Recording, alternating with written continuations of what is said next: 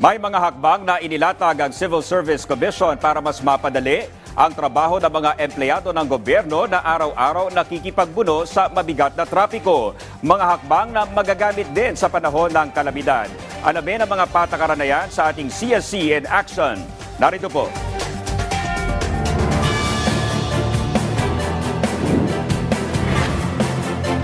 Magandang araw, Pilipinas.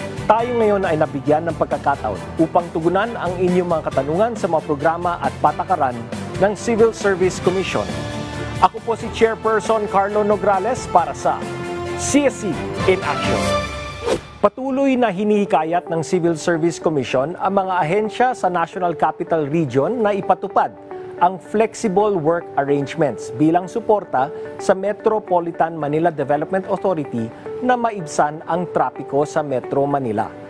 Pinatutupad ng CSC ang Policies on Flexible Work Arrangements o FWA kung saan binibigyan ng iba't ibang opsyon na pagpasok ang mga ahensya para sa kanilang mga empleyado bukod sa tradisyonal na on-site work.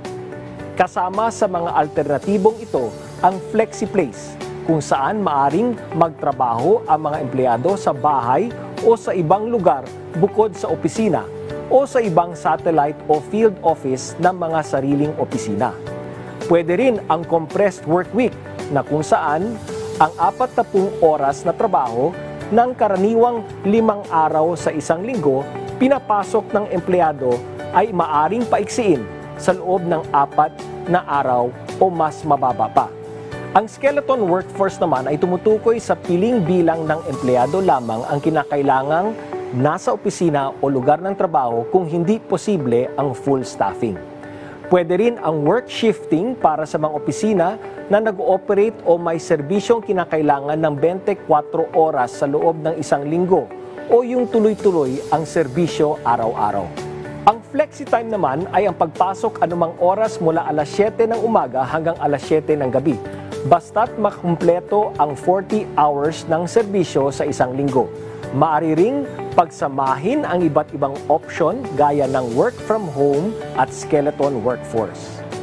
Ayon po sa pinakabagong inventaryo ng mga kawani sa pamahalaan, mahigit 20% o nasa 440,000 ang mga empleyado na nagtatrabaho sa Kalakhang, Maynila. Kasama sila sa karamihan ng mga commuter na araw-araw na nakikipagsapalaran sa matinding trapiko sa rehiyon.